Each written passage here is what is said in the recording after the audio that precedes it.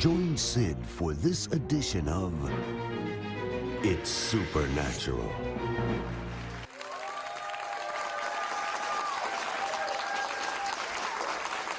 Bienvenue, Saint-Esprit. Viens et coule dans cette émission. Mes invités, John et Jolene, sont les gardiens de la salle du trône. Cela pose la question, Jolene, qu'est-ce qu'un gardien de salle du trône? Eh bien, je vais commencer par le terme de gardien. Gardien est un domaine d'autorité spécifique que le Seigneur vous donne. Il est dit dans Ésaïe 62, « J'ai placé des sentinelles sur tes murs, ô Jérusalem ». Dans ce passage, il leur dit que Jérusalem et les murs qui l'entourent constituent sa zone d'autorité spécifique. Ainsi, lorsque vous dites qu'il s'agit d'un gardien de la salle du trône, le Seigneur vous donne l'autorité dans la salle du trône pour pouvoir voir l'activité qui se déroule dans les royaumes célestes et pour vous associer à lui, pour surveiller et suivre et garder les gens sur la bonne voie pour vous assurer que la mission qu'il vous a confiée soit accomplie. Juste par curiosité, j'ai interviewé un certain nombre de personnes qui ont littéralement dit qu'elles étaient allées au paradis plusieurs fois. Donc ce que vous dites, c'est que vous recevez des instructions du ciel, mais allez-vous réellement là-bas et les observez-vous? Quelle est la dynamique? En fait, j'ai un don très unique. Si je me repose et me détends en Dieu, j'entre dans ce royaume que je crois être dans les royaumes célestes. Et il commence à me montrer des choses et à me parler, et je déclare depuis ce royaume, et c'est en fait une chose surnaturelle, que les choses commencent à se produire à un rythme beaucoup plus rapide, parce que vous déclarez ce que vous voyez, ce que le Seigneur fait. Pourriez-vous en citer un que vous avez entendu récemment pour me donner un exemple du type de choses que vous entendez et pour lesquelles vous priez ensuite? Bien sûr, très récemment j'ai eu cette expérience où j'ai senti le feu de Dieu sur mon visage. Nous étions en fait dans une réunion et j'ai senti le feu de Dieu sur mon visage et le Seigneur a commencé à me parler de la reconstruction faciale du corps de Christ. Et il a parlé de la façon dont Moïse a vu le Seigneur face à face. Et nous, en tant que peuple, ne sommes pas prêts pour ce genre d'expérience dans son ensemble. Il allait commencer à reconstruire le corps du Christ afin que nous puissions avoir des expériences face à face avec lui. Mais il allait changer le visage du corps du Christ et de l'épouse du Christ d'une manière profonde afin que nous ressemblions davantage à sa destinée originelle pour nous. Et c'est en fait être conformé à l'image du Christ, n'est-ce pas? Oui, contempler face à face sa gloire et être transformé à son image. Eh bien, laissez-moi vous demander, quand vous avez senti le feu de Dieu, Jolene, sur votre visage, qu'avez-vous ressenti? J'ai ressenti une chaleur très forte, mais je pouvais aussi sentir qu'elle transformait mon visage d'une manière particulière. Parfois, je me réveille le matin et j'ai des étincelles de gloire sur mon visage. C'est ce que j'ai ressenti. C'était comme si un feu extrême me brûlait le visage. Et quand l'expérience fut terminée, il y avait cette gloire dorée sur mon visage. Que sont ces paillettes qui ressemblent à de l'or sur votre visage? Pourquoi? Que fait Dieu avec cela? Je pense qu'il vous confirme juste une parole. Nous voulons toujours que des signes surnaturels suivent les choses. Et nous voulons savoir que la voix que nous entendons et les expériences que nous vivons viennent du Seigneur. Je pense qu'il y a beaucoup de baisers du ciel que le Seigneur essaye simplement de vous donner pour vous faire savoir que vous entendez correctement. Commencez à prier pour ce que je vous ai montré afin que cela devienne une expérience surnaturelle pour plus que vous. John, Cindy Jacobs, qui a participé à cette émission, un prophète de la fin des temps très précis, avait une parole pour vous. Parlez-moi de cela. Oui, eh bien, nous étions en l'an 2000, tout le monde pensait que le monde allait finir. Il y a eu beaucoup de tollé à propos de, vous savez, allons-nous être laissés pour compte? Et c'est la fin du monde tel que nous le connaissons. Prince and the Revolutions avait une super chanson. 2000, la fête est finie, elle est hors du temps. Alors ce soir, je vais faire la fête comme si nous étions en 1999. Il y a eu une réalité de la fin des temps qui a commencé à frapper les journaux et les médias d'une manière qui était si profonde. Et Cindy a en fait prophétisé sur moi une parole de la fin des temps. Je ne m'en suis même pas rendu compte à l'époque. Elle a dit, « John, je sais que vous êtes un descendant de Paul Revere. Je vous vois comme un Paul Revere spirituel. Et vous allez tenir la lampe allumée. Vous allez aller de ville en ville, et au lieu de dire que les Britanniques arrivent, vous allez dire que le Seigneur arrive. Le Seigneur arrive. » Et elle a ajouté plus tard, « Partout où vous irez, le réveil va éclater. » Elle a dit que vous iriez dans tous les États. Ou était-ce implicite? C'était juste implicite, oui. Et nous sommes ensuite allés dans les 50 États en 2016, dans un voyage que nous avons appelé le train de la gloire. Croyant que Dieu a un tournant national, nous sommes allés dans chaque État, pratiquement tous les États, sauf l'Alaska et Hawaï, en train. C'est donc très intéressant de demander que la gloire de Dieu vienne et un tournant pour la nation. La gloire de Dieu viendra-t-elle et un tournant pour les nations? Absolument, sans aucun doute, il y en a déjà. Un tournant est en train de naître. Un mouvement pour la liberté est en train de naître et nous le voyons à Washington, D.C. Nous voyons des projets de prière que nous avons menés au fil des décennies se réaliser sous nos yeux. Il y a aussi beaucoup de bouleversements, mais je crois que le Seigneur apporte une révolution spirituelle. Vous savez, Jonathan Edwards a dit cela. Il a déclaré que le réveil est une attaque divine contre la société. Maintenant, lorsque vous êtes allé dans les 50 États, priez-vous pour le retour de Jésus en Israël? Pourquoi priez-vous? Oui, eh bien à l'époque, nous prions vraiment pour que Dieu apporte un changement dans notre nation, dans notre gouvernement et dans notre culture. Car les choses étaient devenues si sombres.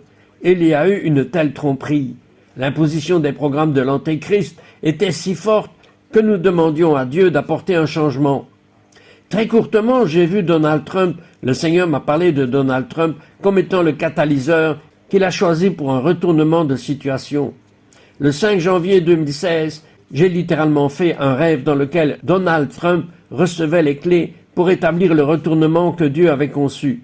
Et il n'était qu'un visage dans la foule à l'époque. Alors, Jolene, vous avez reçu un certain nombre d'avertissements de Dieu qu'il vous a donnés avant le 7 octobre.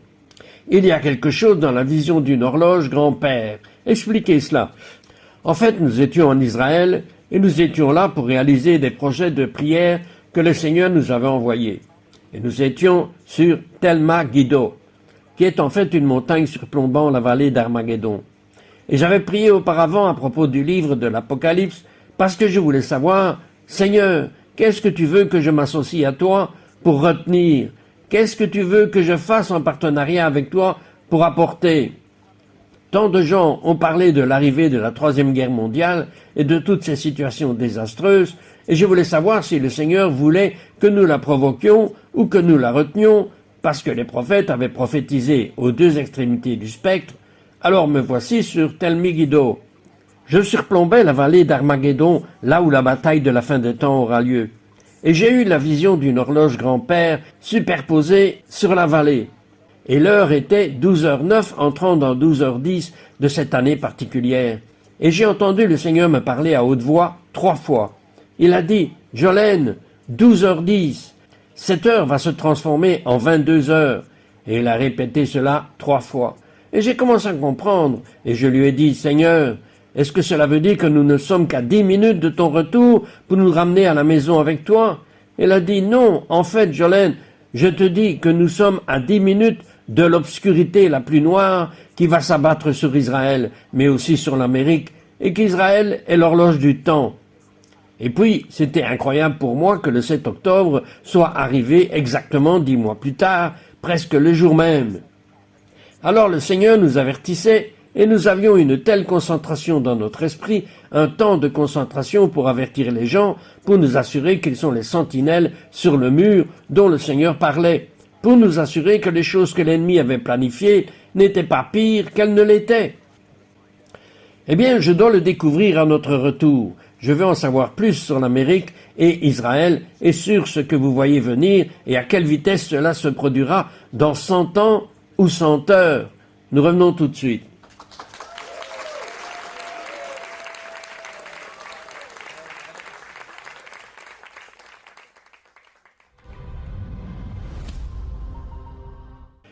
Pourquoi les Écritures juives disent-elles que Dieu aveuglera les yeux du peuple juif sur le Messie à cause du péché? Quand cette malédiction de la cécité sera-t-elle levée? Jésus a dit que lorsque Jérusalem sera de nouveau sous la propriété juive, ainsi en 1967, lorsque les Juifs ont repris possession de Jérusalem, des milliers de Juifs comme moi ont commencé à croire en Jésus comme Messie. Nous, les Juifs, n'avons pas eu une révélation complète. Les rabbins n'enseignent qu'une partie de nos écritures juives.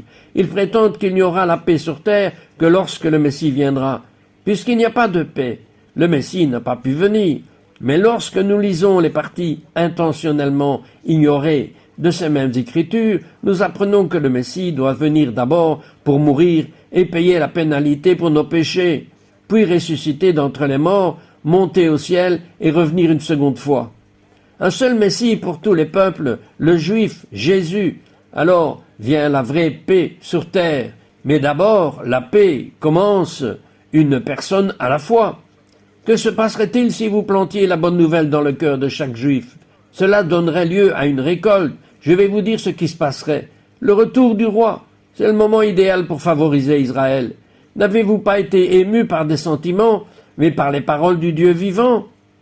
Les échelles spirituelles sont hors de portée du peuple juif. Nous allons inaugurer le salut d'Israël. Je vois des villes entières en Israël être attirées vers le Seigneur. Priez pour la paix de Jérusalem. Vous prospérerez.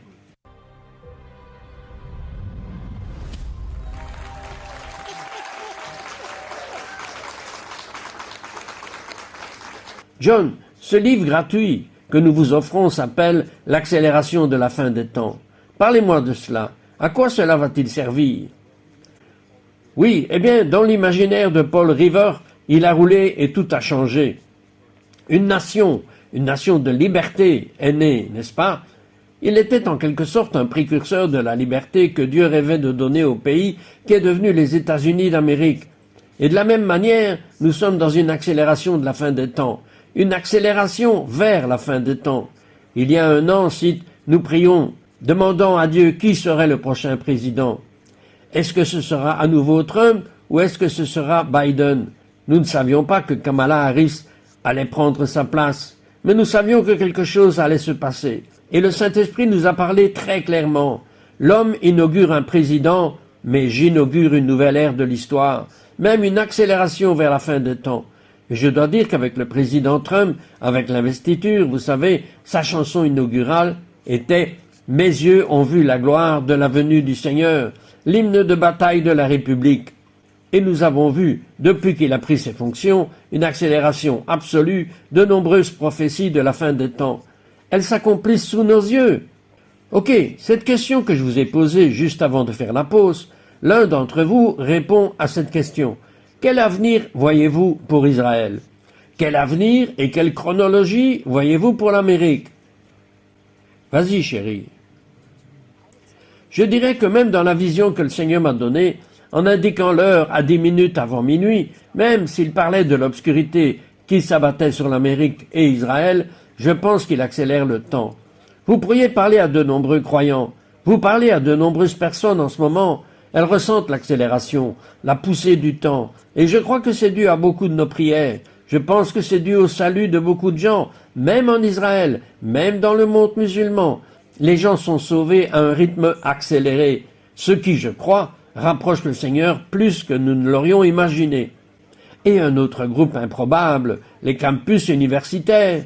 Nous voyons les manifestations, mais ce qui se passe réellement dans les coulisses, c'est qu'il y a un mouvement de l'Esprit de Dieu sur ces campus universitaires.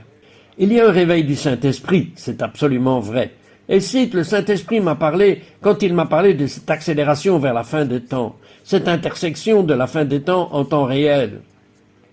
Il m'a également parlé de l'inauguration des éveilleurs de la fin des temps, le spirituel Paul River qui va chevaucher et apporter un réveil de minuit et renverser la tendance à l'heure de minuit. C'est ce qui se passe. Parlez-vous de prière ou d'évangélistes parlant réellement? Ce n'est pas l'un ou l'autre, c'est les deux. Et oui, ceux qui sont devant le Seigneur en tant que sentinelles reçoivent son cœur, et je crois qu'ils seront les plus forts pour articuler l'Évangile dans cette saison à venir. Vous savez, ce livret End Time Acceleration, vous savez, beaucoup de gens parlent de paroles prophétiques qui ne sont pas si précises. Malheureusement, qui ne sont pas si précises. Je suis gentil. Malheureusement, c'est une parole exacte.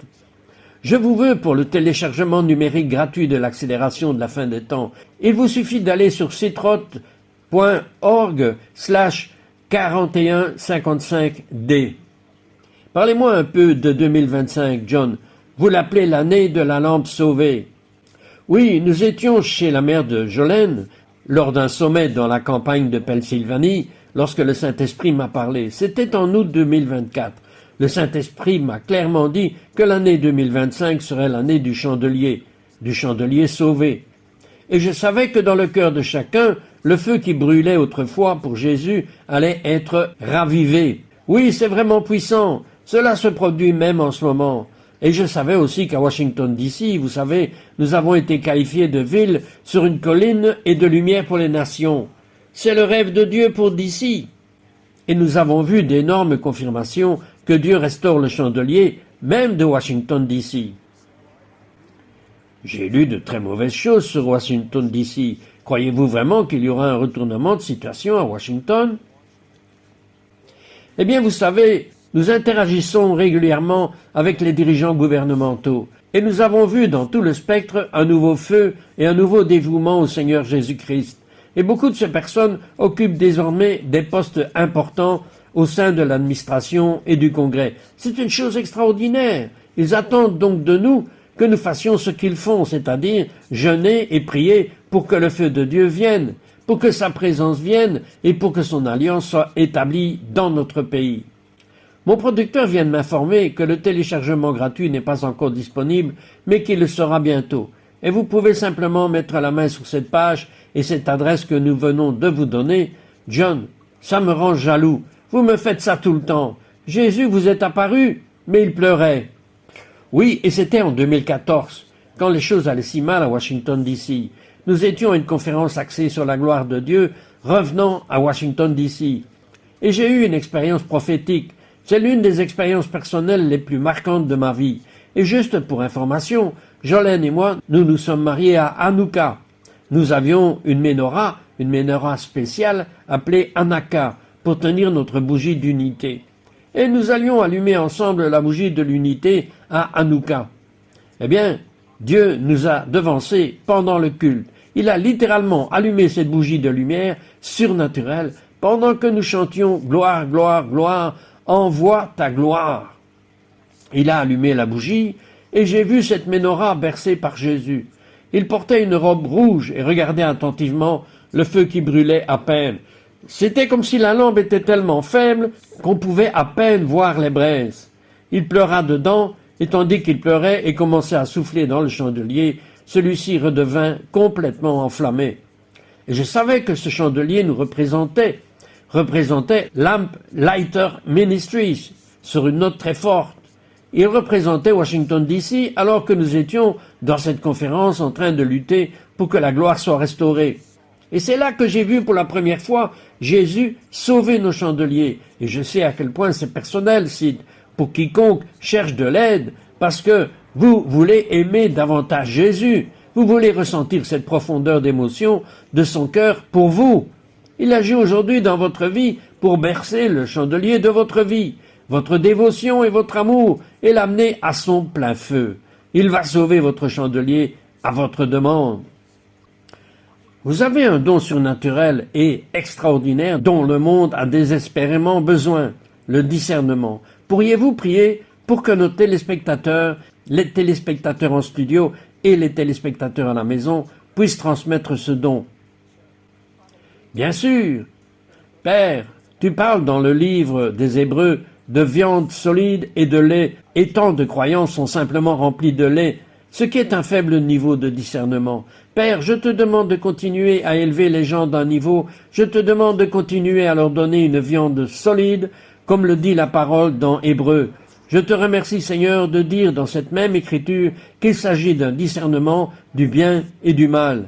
Et Seigneur, tu as besoin que les gens comprennent quand il y a du bien dans la pièce, quand il y a des anges dans la pièce, mais aussi quand il y a une atmosphère démoniaque qui doit être chassée et abattue. Père, je te remercie de ce que tu vas élever notre niveau de discernement, et c'est avec plaisir que tu le fais pour nous. Et je bénis ton peuple avec un plus grand discernement sur ce qui est réel et ce qui ne l'est pas, au nom de Jésus. Amen.